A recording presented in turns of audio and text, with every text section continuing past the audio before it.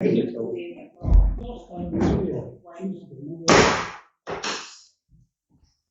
everybody, and welcome to this meeting of Denmead Parish Council Full Council, taking place in the Barn Green Room at Denmead Community Centre in School Lane.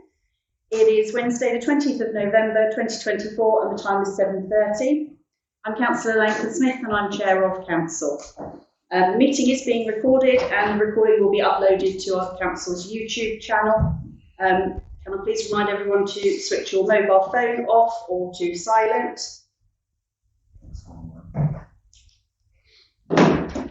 And there is no fire drill today, so if the alarm sounds, it's genuine and we should evacuate the building. So the first item on the agenda this evening is apologies, and we have apologies from Councillor Hall and Councillor Stallard. Second item on the agenda is declarations of interest. Arising from this agenda, members and officers are invited to declare any relevant interest. Notwithstanding this item, members may subsequently declare an interest at any point during the meeting. Does anyone have a declaration of interest this evening? Councillor Carson. I guess there's interest in item 17. No names. That's fine. Okay, thank you. Any other declarations? Okay, thank you. Item 3 is to receive the minutes of the previous full council meeting, to receive and confirm the accuracy of the minutes of the council meeting held on the 16th of October 2024. These have been circulated in advance. Is everybody happy that I sign those as a true record of the meeting? Show of hands, thank you very much.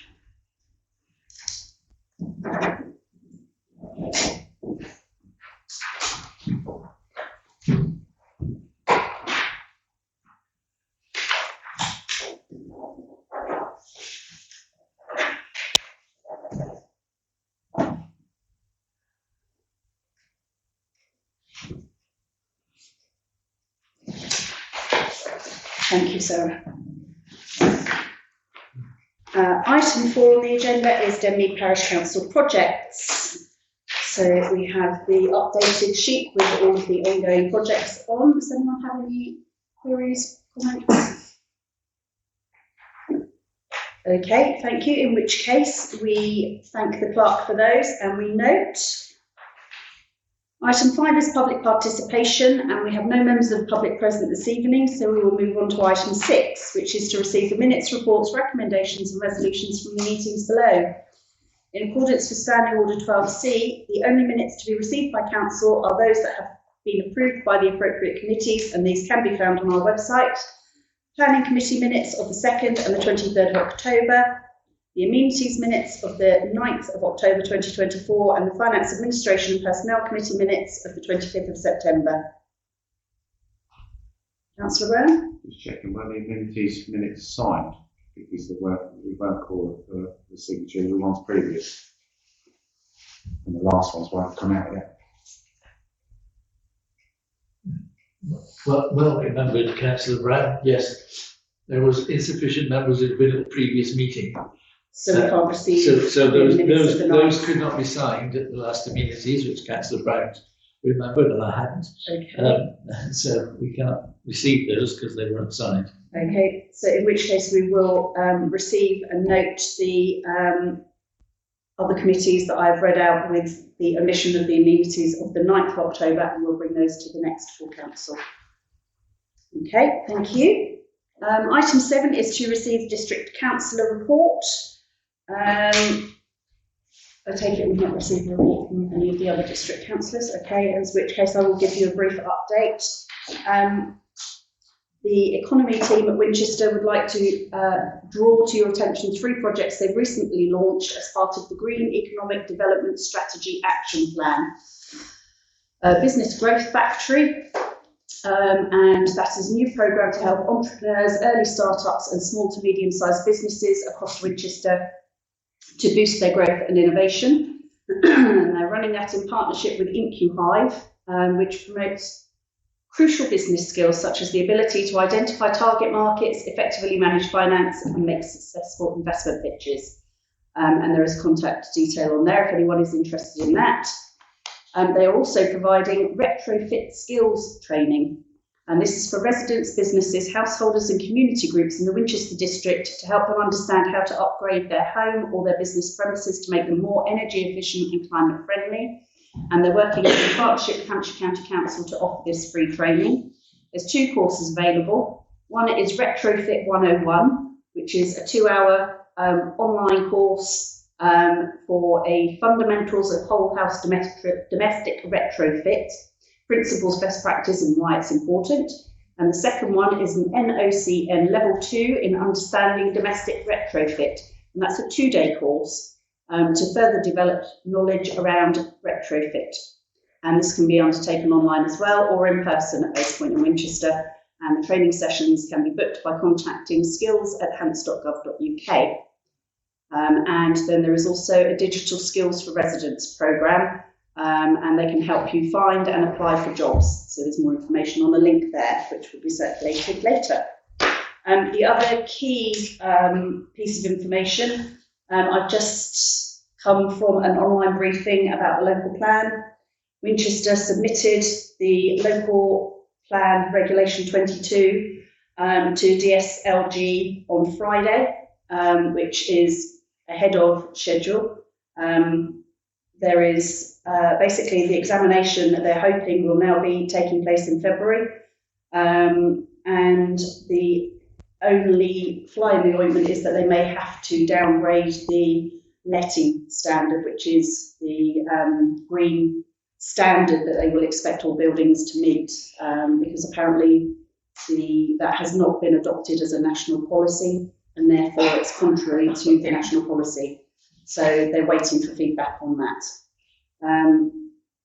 So basically it's in this side of Christmas, and they are expecting the consultation that the government did on the national planning policy guidelines to come out this side of Christmas as well. There was queries whether it would be this side of Christmas or after Christmas. They're expecting it will be this side of Christmas.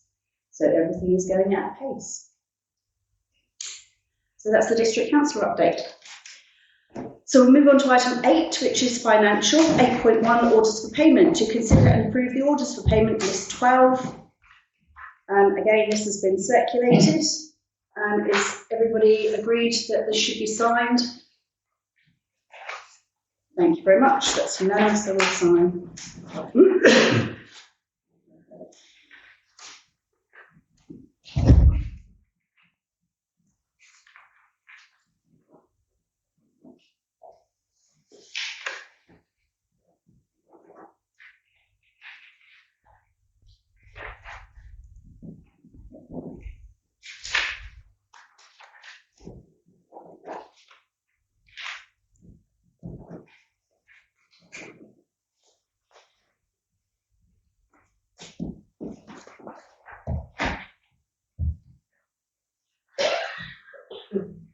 Moving on to item 9, reports from parish representatives on other bodies and organisations. Denby Community Centre, Councillors Andreoli and Brown, please. It'll need to be me, because Councillor Brown wasn't at the last one. He was at Sacred Neighbourhoods. I think the main thing that came out of the recent meeting, the most recent meeting, was at the beginning of their financial year, they changed their accounting mechanism, accounting method, and their then treasurer was struggling with it, I think it's fair to say. He admitted he was. He is now retired. And throughout the summer, it kept looking like they were losing money hand over fist every month, which nobody could understand. The new treasurer came in, and in the year to the end of September, they actually made over £9,000 in profit net receipts. They did make a small loss in September, and that was due to expenditure on the site. So the doom and gloom of the summer is much lifted. None of us could, who attend the meetings could understand where the figures were coming from. But anyway, that's the main thing. So they're much relieved, and they had a very successful beer festival, which Councillor Brown and I attended, at our own expense, not theirs, which meant we didn't have to help out. So yeah, they seem to be going along fine, and obviously there's another item on our agenda to do with that. Okay, thank you very much. Winchester District Association of Local Councils and Southern Parishes, Councillor Andreoli. Yes, we had our latest meeting yesterday evening. There have been no requests for grants again, so it was a reasonably short meeting. The trustees are endeavouring to make the charity known to people like the Scouts and the schools, etc., to try and raise awareness and get some applications in. We don't have a large amount of money, so the grants are fairly small, but can be significant. Next meeting will be in May. Okay, thank you very much. And then the Hambledon District Welfare and Education Trust. Beg your pardon. I've got those the wrong way round. I just reported on the Hambledon District Welfare Trust. Sorry, Chair. So yes, that my previous statement was about the Hambledon District Welfare and Education Trust. The Winchester District Association of Local Councils haven't had a meeting recently. The latest Southern Parishes meeting, they have been trying to get somebody from the Environment Agency to come and talk, and they've now resorted to starting to write to our local MPs because the Environment Agency don't want to come and talk to us. And the main discussions were about the situation regarding the buses in the county and how they will be reducing, and is there anything that parishes can do. And the other item was the sewage situation, because there are pumping stations around the southern parishes which are dire need of update. Some of them have been discharging. The Meons had a discharge. We know the Wallington has because it was here. And they are monitoring the Hamble, which is unfit for swimming recently. So that was the items that came out of southern parishes. Apologies for getting them in the wrong order. That's all right. Thank you. Just to let council know, your comment about the discharge was 672 hours into the river that goes through Goodman Fields in 1 year. And that's raw sewage. Denmead Scouts Liaison, Councillors Brown and Jones. We recently had a meeting with them, explained to them that their amendment of the lease has gone to Fields and Trust. That was the main topic really of the, because we can't move forward with the lease until we get an answer back from Fields and Trust.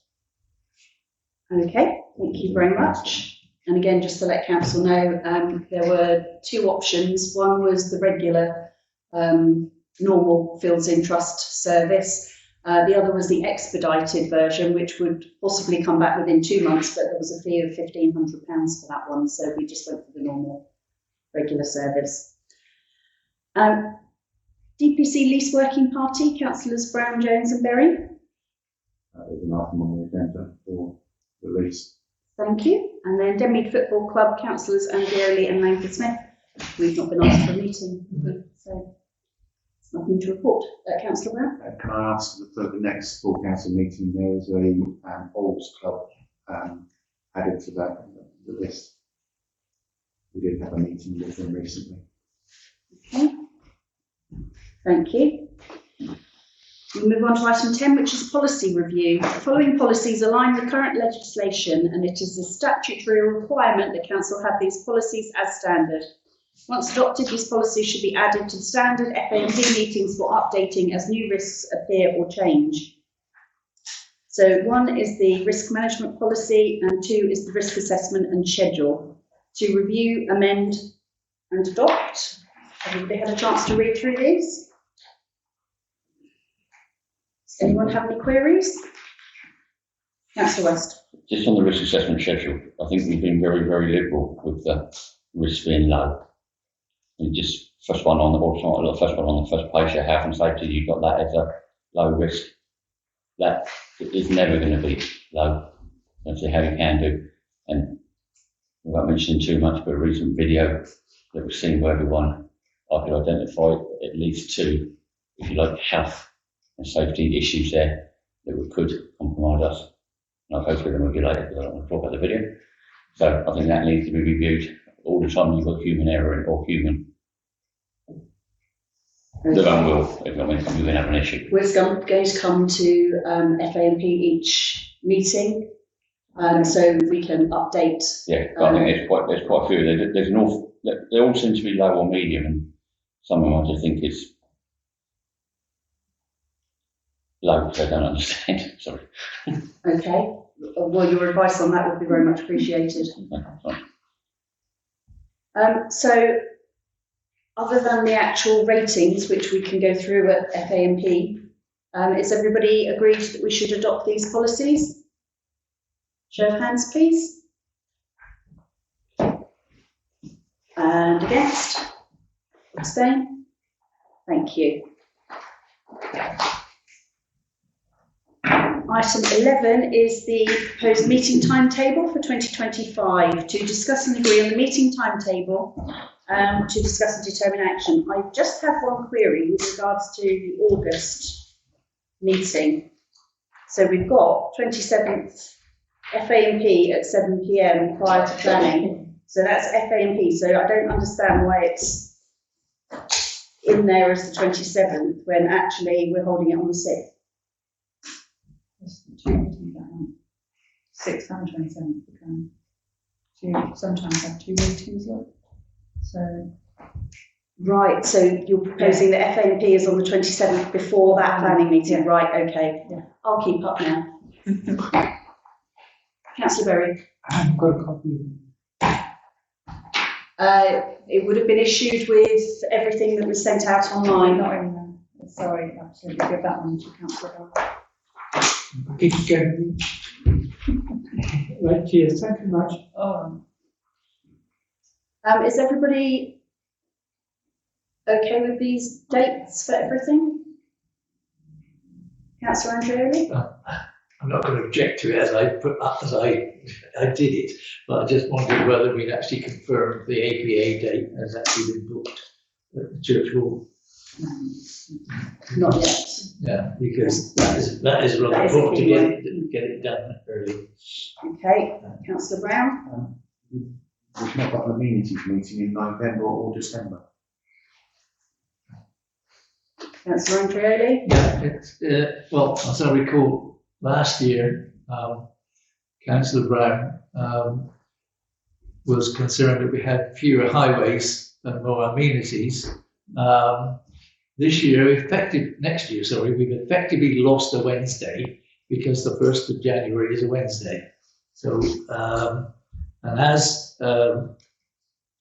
the amenities work, if you like, or decisions possibly is less likely towards the end of the year, other than ground staff side things, I sacrificed an amenities meeting towards the end of the year.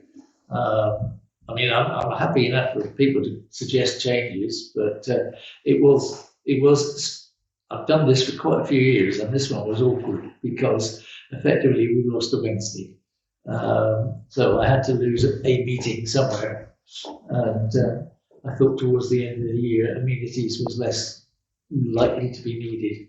But I'm happy for people to suggest a change. Councillor Carson? So on highways in August and September, no meetings. Well, there's one on the 30th of July and then the 1st of October. So August, we try not to have meetings if at all possible, to have a break. Winchester don't sit at all during August normally, and obviously Parliament shuts. So we try not to have meetings, but obviously with planning, the work plan still goes on, so we have no choice. Yeah. And Councillor Brown and then Councillor Andreoli? I would be happier to swap the one on 3rd of December between amenities if that works.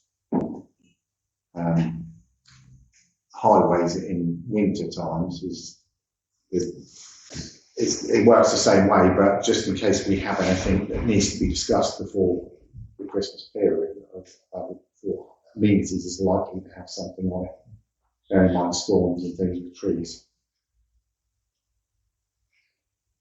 Councillor Andreoli. Yeah, I mean, if that's what people would like, that's fine. The problem of trying to get highways in, before August and then as soon as possible afterwards is we have to have things like full council meeting in order to do orders for payment, and then FAMP 3 weeks after that. Otherwise, we're falling behind. And planning, I'm quite happy to change that, what that highways to amenities or any other changes people want to suggest. It's just, it wasn't an easy task. No, I think that's, if everyone else has agreed that we can move or cancel the 3rd for a highways meeting and insert that as an amenities. Everybody agreed? Okay, and then we'll adopt that timetable. Show of hands then, please. And thank Councillor Andreoli for undertaking that task for us. That's appreciated. If you could amend the table and resend it out, that would be great, because otherwise I'll turn up with the wrong folder. Thank you. Item 12, Denmead Neighbourhood Plan, to receive a report and an update on the neighbourhood plan. Councillor Andreoli. So hopefully everybody who lives in Denmead has received one of our leaflets advertising the 3 options that we have put to the village for effectively a vote on which they prefer. I see Councillor Ranger shaking his head. Can we just ask if any other councillors haven't received one? So I've received one, but I've had feedback from our network that they have not received them in the village. Okay. You can let the planning clerk know. I think there is an issue down that end. I know Amwell Road. Hilda Gardens never got any, for example. It's the postman. Mill Close never got any. It's an issue with the postman, apparently. Well, I spoke to the postie this morning. So. Councillor Scully? I didn't know. Okay. Interesting. Anyway. Okay, thank you. Hopefully, the whole of the village should have had one delivered by the post office. The closing date for comments is the 6th of December, at which point then the steering group, which has been bolstered by 6 new members, volunteers from the parish, will then make a recommendation based on the results to full council to go, and we are starting to look at putting together the other policies we will need to go into the new neighbourhood plan. We need things like the new Winchester local plan has weakened the defence of the Denmead Gap.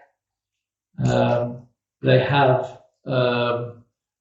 effectively removed all requirements for parking in housing. Basically, they've gone from specifying how many parking spaces a house should have to asking developers to justify putting any in. So that will be something, given our transport situation, that will be something we will be looking to put in. There are quite a few other items that we will need to put into the neighbourhood plan going forward, but we're now starting to think of writing the neighbourhood plan. And those who are aware, there's another exhibition this time in the Memorial Hall on Friday afternoon or evening. I don't know, is there anything else? Is there anything else? Just to say that we're updating the frequently asked questions document as the questions come in from people. We are also responding to those people, so not just updating the FAQs, we are actually responding to the questions.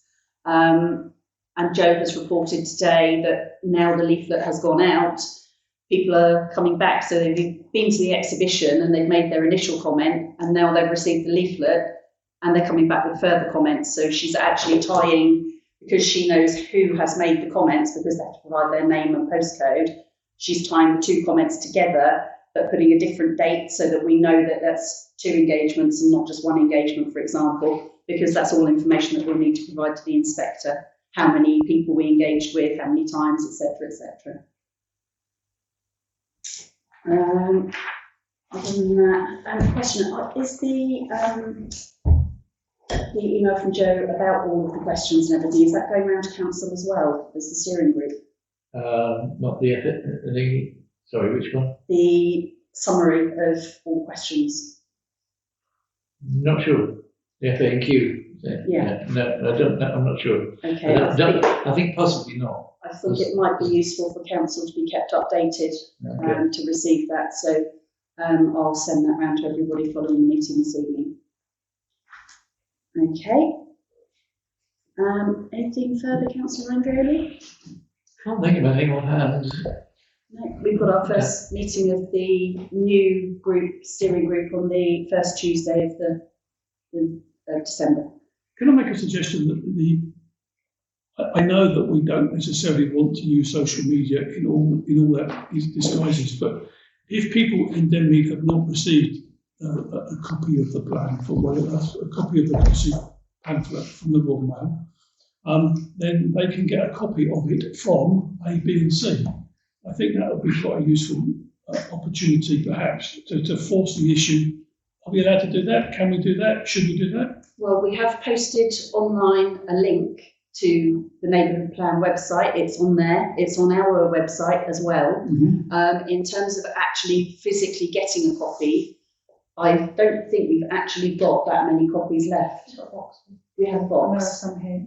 So we can people can call into the office to pick up a copy. So perhaps could we have some sort of comms that says, if you haven't got one for whatever reason, sorry, Royal Mail, then please feel free to pop into the, wherever we are, community centre. We have some at Barnards as well. And I know I posted some up at the chairmakers. They can. Because I for one never knew that you could get copies in those locations. So it might be worth reiterating that just to make sure we've got all our bases covered. That's all. Yeah, no, okay, that's absolutely fine. Thank you. Councillor Brown and Councillor Carson. And also, people can pick it up from the thing on Friday.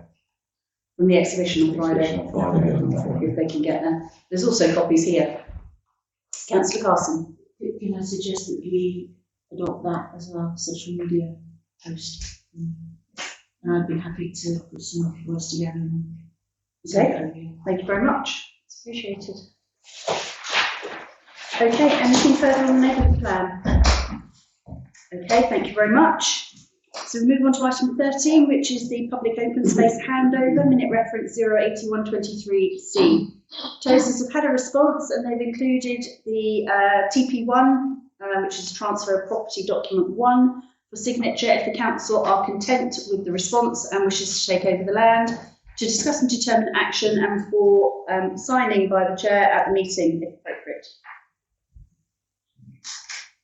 I'm not singing it.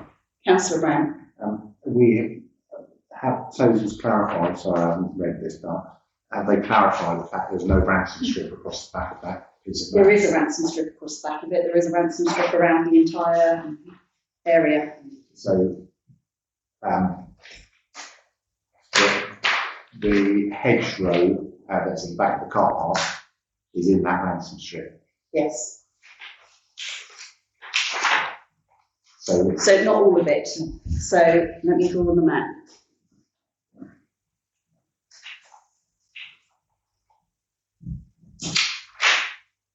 You can see the green line, that's the ransom strip. This is the hedgerow that is being transferred. This is the car park. Thanks, Chair.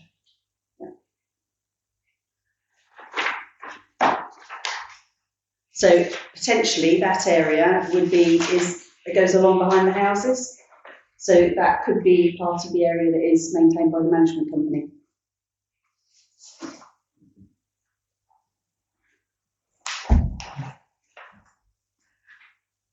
Councillor Brown. I think the reason it doesn't go all the way along is because the piece of land behind wasn't owned by the carpenters.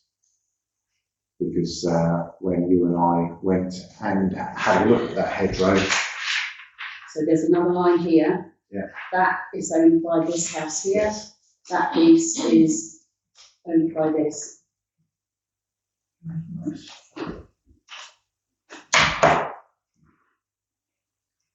So that piece there, although it goes behind here, is owned by this house here. And that piece there is owned by this. This part is the part that will go to the management company. This is the part that will come to us. This is the car park.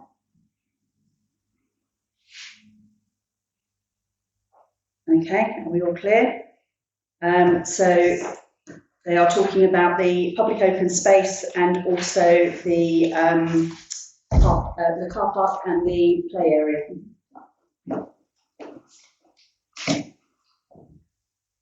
Questions, Councillor Carson? Can you say that the car park will come to us for our future management?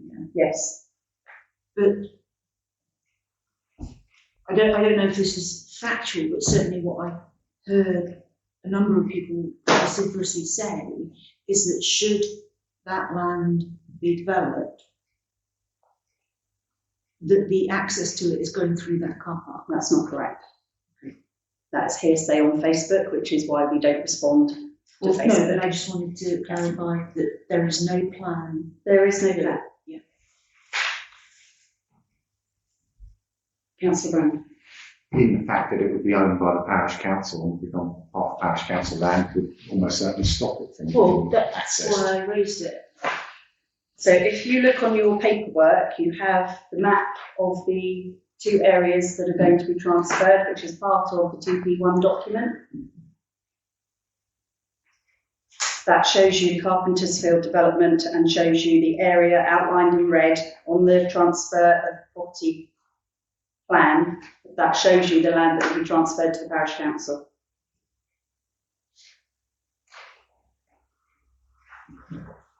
Councillor Scoley? Is that all the land that's going to be transferred to? This is the first, because it's the easiest areas. So the car park is done and dusted, it's ready, and the play area we were keen to take over because the residents have asked that that is transferred. So we asked in a meeting with Persimmon that those two areas, because they were easy, there were no issues, that they could be transferred as the first transfer. We have still got the green, Little Anmore Green, and the public open space up at the north, where there are still some issues with drainage works and things. So until those issues were sorted, we weren't prepared to start the land transfer. So we were waiting for those issues to be sorted. Councillor Andrioli and then Councillor Brown. Yeah, I think it's slightly unfortunate that I should have mentioned it, but it's referred to as the public open space handover because most people think that's the bit of the town site. It's actually the car park and the play. Well, it's all public open space, isn't it? It's just different parcels of public open space. We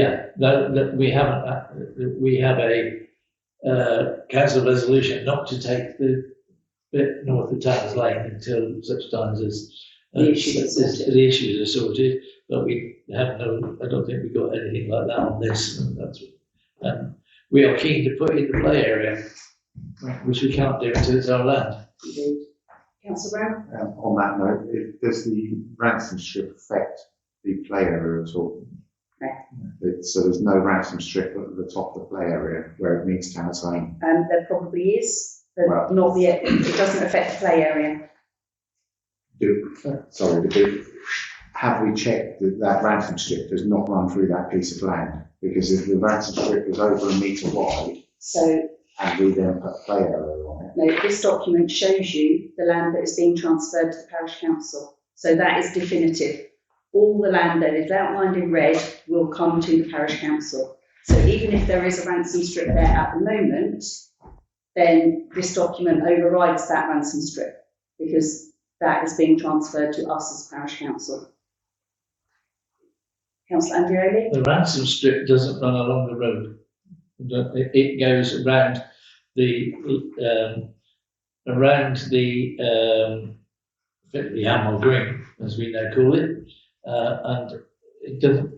And around the northern open space, but it does not run along Tanners Lane. Councillor Ranger? Just for clarification, the car park, does that include the EV points? Wrong car park. Thank you for clarification. So it's this car park here that's opposite the Victorian terrace dwellings. This is Amwell Green, this is Kidmore car park that has the EV point in. Beg your pardon, that Yeah, car so park. different car parks, not the one with the toilets in, it's the smaller one that's further down the road. Councillor Brown?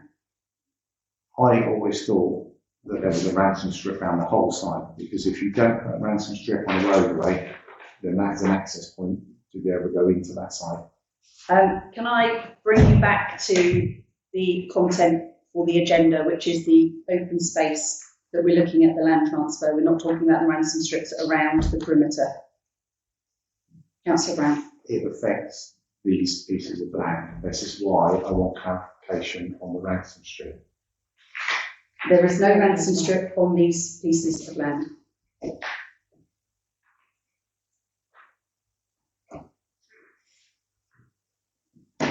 Are there any further questions? Okay, in which case I propose that we agree the transfer, that we agree to take these pieces of land. Show of hands then, please. Thank you very much. And against? Abstain? Thank you.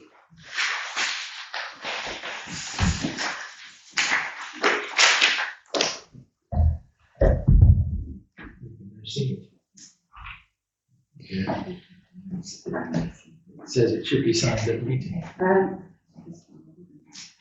I'll sign that after the meeting. So we move on to item 14, which is the Denmead Community Centre lease.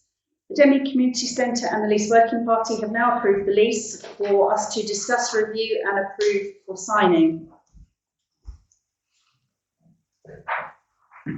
So, does anyone have any questions on this?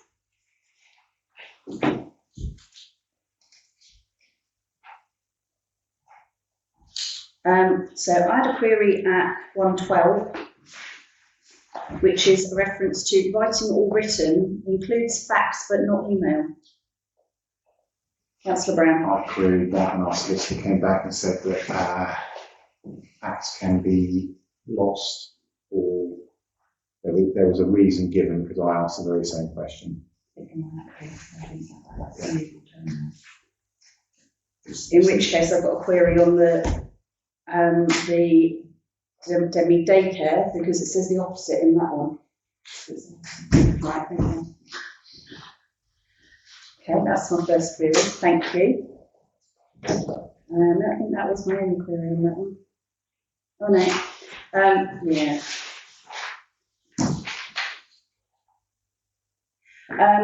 Expenditure covered by the old school fund. Which page you get on?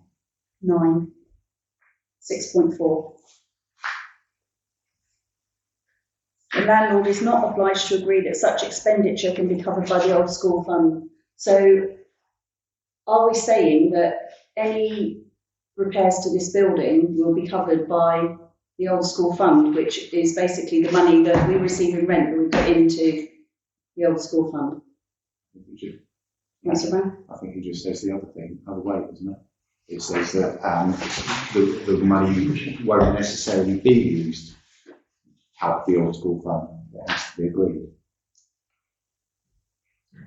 If the tenant needs to carry out routine works and demonstrates to the landlord that it's unable to fund routine works from its existing income, the tenant may apply to the landlord to use some or all of the funds from the old school fund in order to pay for the routine works. Which would mean they need to get agreement from the parish council. It means they can't just go and spend the money It's not in their remit to stay there.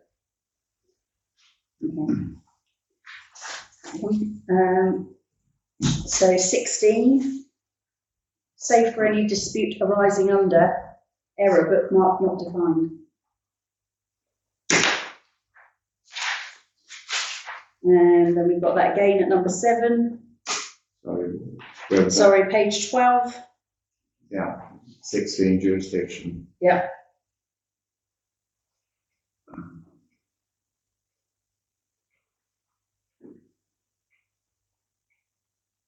So what is your question? It says, save for any dispute arising under, and then it says error bookmark not defined. Clause 6, it says. Okay, not on my version, it doesn't. It says error not defined.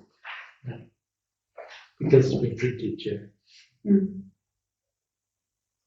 The electronic version would have the link.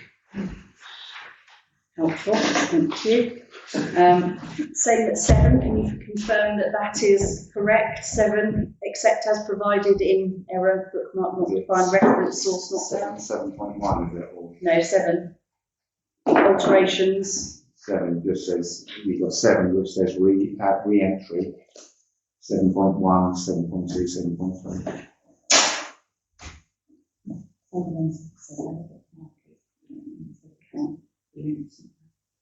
And then item 9, repair and decoration. To keep the property in good repair and condition throughout the term, but such obligation shall be subject to the tenant's ability to finance the cost of repair, either from its own resources or from the old school fund. Item 9 says landlord's consent, 9.1, any consent given by the landlord to undertake under the lease may be granted subject to reasonable conditions. Sorry, which clause is that? That's on 9.1, and then 9.2 is no consent given by the landlord under this lease shall be So you've got a much earlier version, which is obviously been I've got a completely different version because 9.1 here says about keeping the property in good repair. No, that's not it. It says about should there be insufficient funds available to carry out the necessary repairs, the obligation for maintenance shall revert back to the landlord.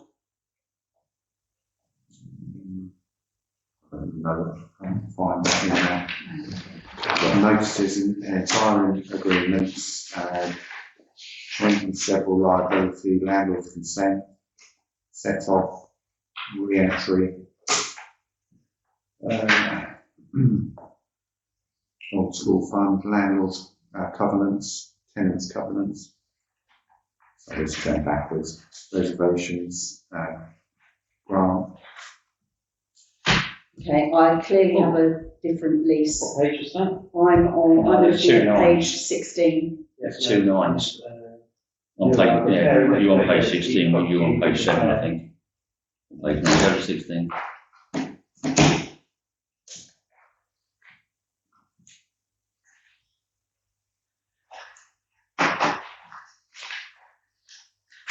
Repairing, yes, there are 2 page 9s, but it's on a different section of the.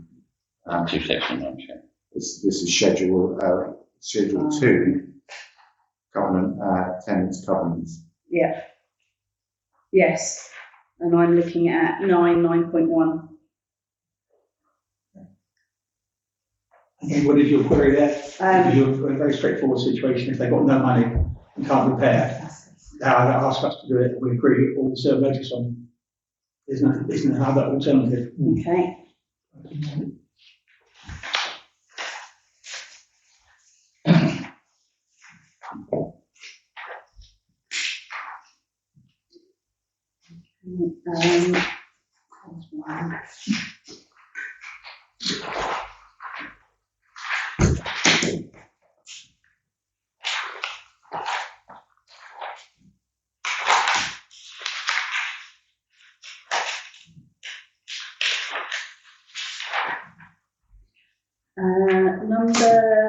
The page number for that. 21. Clause 21.6.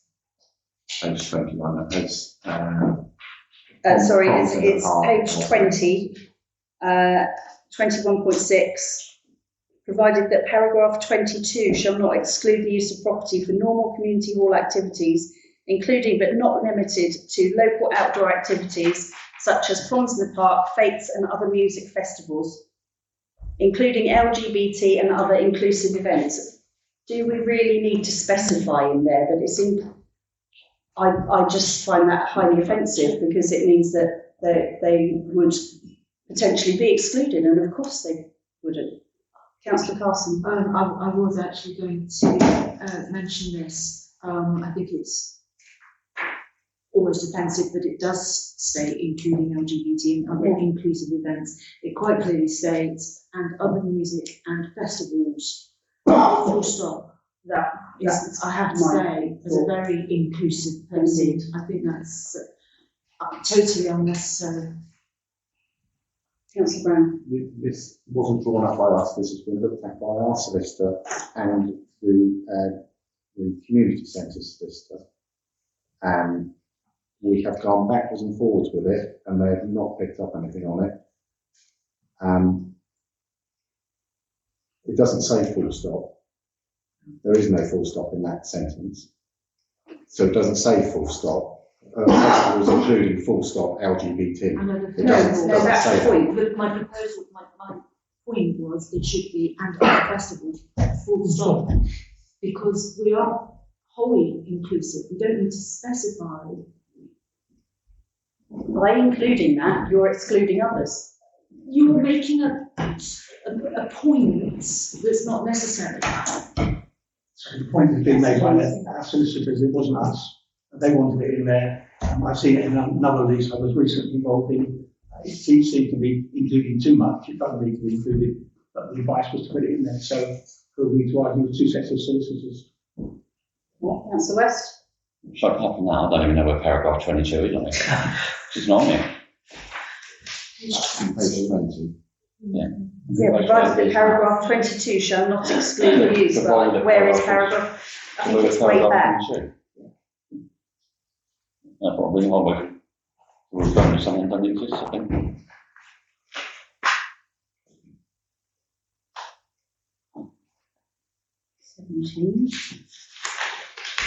Is it in the fresh schedule? No. Well, if it's anywhere else apart from after paragraph 21, then it should say paragraph 22 in what schedule, and not just paragraph 22 down and look for it through 31 pages. I can't find a paragraph 22. That comment's irrelevant then, isn't it?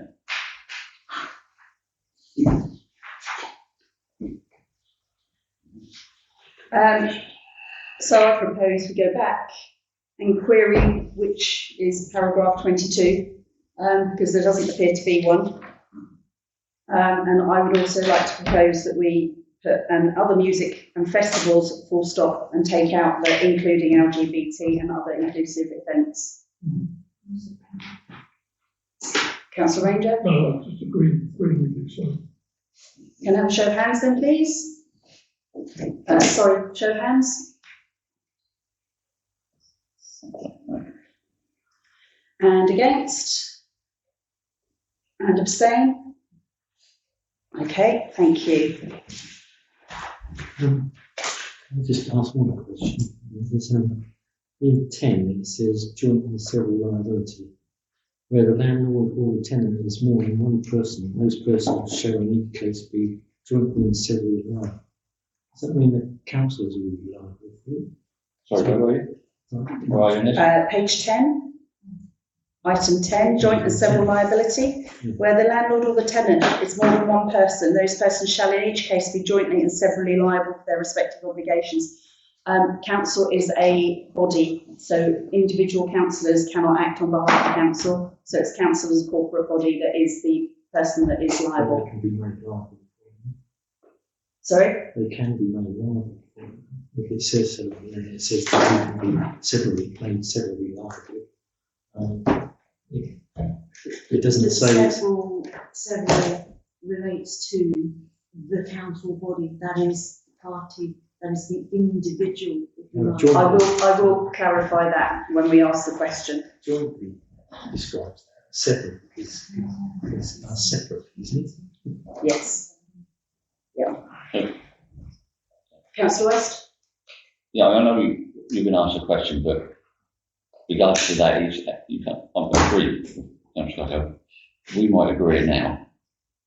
6 years time, someone else comes back, or whenever 6 months time, someone else joins in, something goes wrong. Effectively, they could be liable for something that we agreed. So, or Well, that's true for any council decision, because council is a corporate body. So as a body, yeah, but I think we're trying to clarify, is it a body, that's not what we'll individual? clarify if it's down to Councillors. us as individual councillors. I don't believe it is, but we will clarify that. So each of the queries on this will be sent to the lease working party.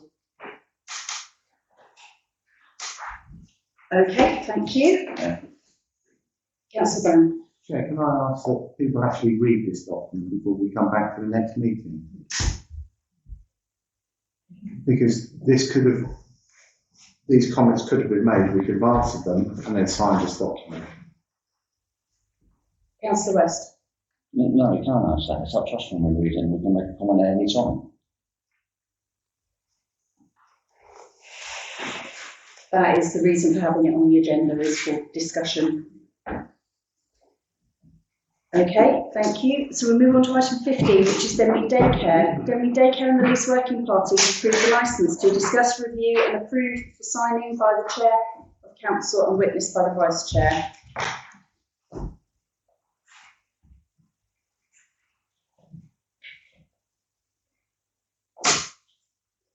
Does anyone have any comments on this one?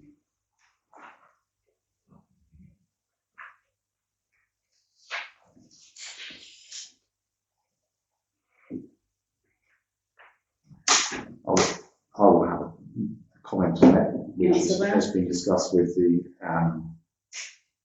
clerk. The map that we have has been redrawn. We did at one point discuss the fact that the grass area was not to obstruct the fire exit. I think it was actually a council resolution that we gave them a different location, which we did meet with them, sought a different location, and they rejected it. It's more than 6 months ago from memory, so we either accept the fact that they have taken it away from the kitchen fire exit door, but it still affects the access of the fire exit door out to the main hall. Depends on whether we are happy to allow that to happen. If not, we can't accept this. Okay. I also had a query about parking. It's still on the map drop off. It's not in there as parking. It says rights granted to the leasee in Schedule 1 on page 11, subject to spaces being available and unoccupied, use of parking bays located outside the building to park roadworthy and fully taxed vehicles for the purpose of loading, unloading and such other parking requirements from time to time to facilitate access for disabled visitors.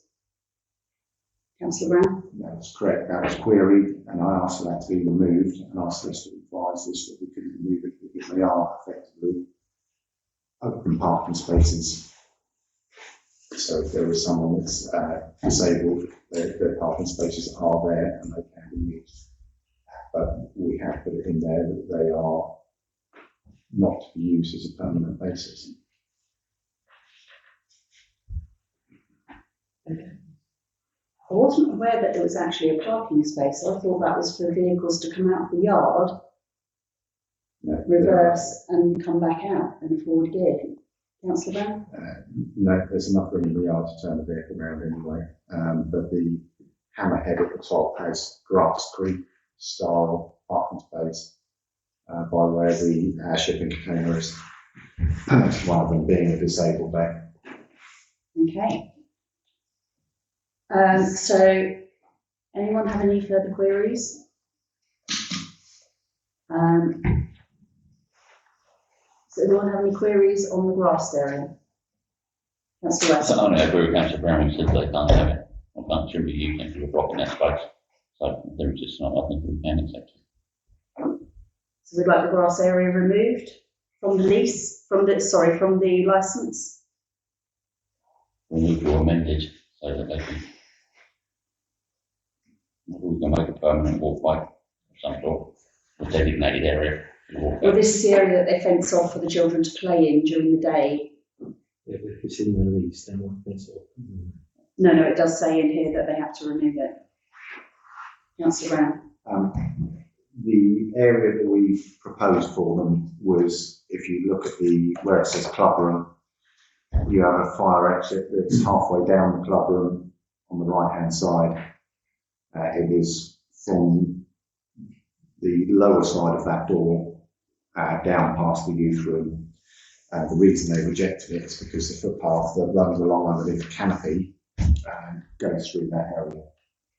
And they were concerned about the fact that we would be blocking off the footpath. Councillor when they took the lease on, did they take it on with the knowledge that they would have that piece of land, or have they just decided that it says and they're using it? Councillor Brown. Just for clarification, it's not a lease, it's a licence. Yeah. When they first went in there, they just had the rooms.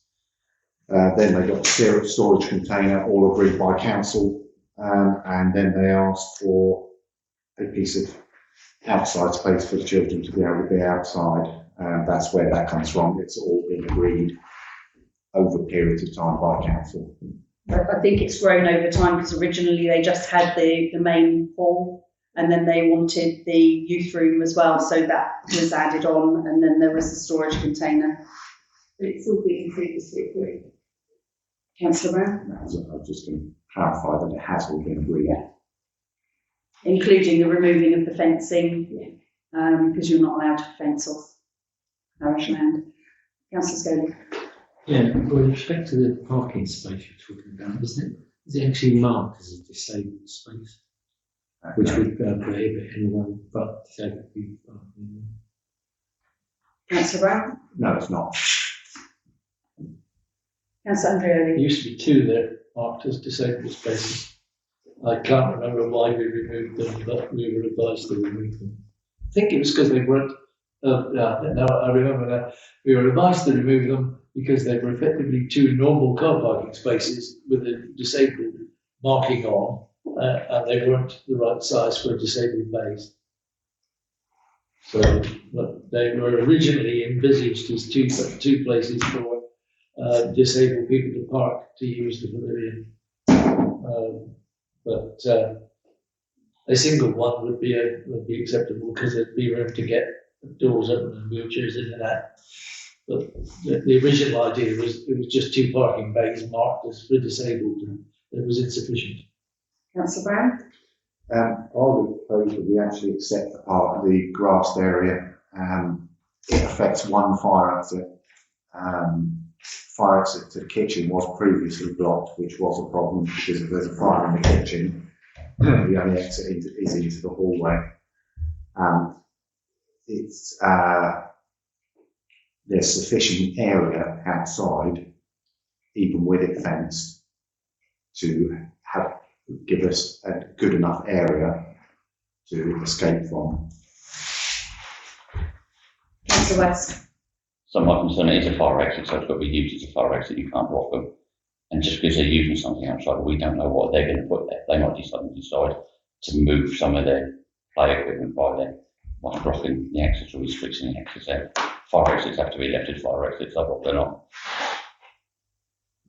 Okay, I believe it's only not used as a fire exit when the children's play area is up and the doors are open, because the children come in and out of the club room into the play area. So it is left open at that point. Councillor West. Every time you see a fire exit, well, what does it say? Please keep your door shut. Councillor Brown. In which case we cannot allow a youth club or a daycare to occupy this building, because there would be no way that they could walk the children out through the main front door safely, continuously.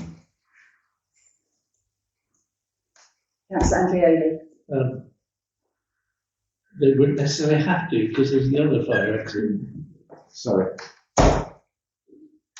If you just said that a fire exit needs to be kept shut and only used as a fire exit, you can't use another fire exit as a daily door, But there's the other one in the middle of the main hall. which is a fire exit. Yeah. So We're just how- talking, It's remained shut. yes, and it does. No, but it doesn't because the Councillor West. So I think we're just a bit confused here. You're right, the other one down by the basketball, if that is classed as fire exit, officially, you can't leave them open, so you can't use them. So Councillor Brown's correct, isn't it? You can't have a fire exit door open, it says it on there. As part of our insurance, it was on every fire exit door, just keep this door shut. So you can't suddenly say we're going to let one of them not be a fire exit for 2 hours without having a kid to play and then close it up. So we either got to accept that they're fire exits and they stay shut, as they should be, or see if there's any way that it can be derated, which I wouldn't approve of anyhow.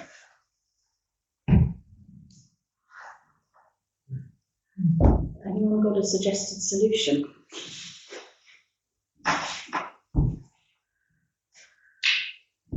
Get the science up to the premises and see if we can come up with any solution.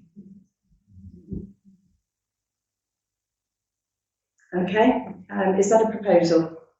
Can't see an alternative, yeah. Councillor West. Well, there are always alternatives, isn't it? They can take that bit of glass there at the back, fence it off so you're leaving the fire exit so you can open and use it, so you're actually taking it away from the building, and in playtime or whatever on their own call it, if there's enough of them, they take the children out through the front door, march them round.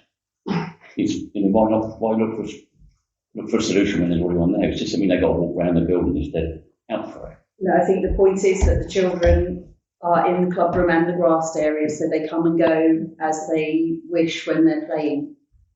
The point is they can't, can they? Yeah, that, exactly. Councillor Clay. I'll take your proposal. I think it's a good idea to get an experienced fire officer and give us the skills that's very forward. So we've had a proposal and a seconder. Can I have a show of hands then, please? All those agree? Thank you. And against? And abstain? Okay, thank you.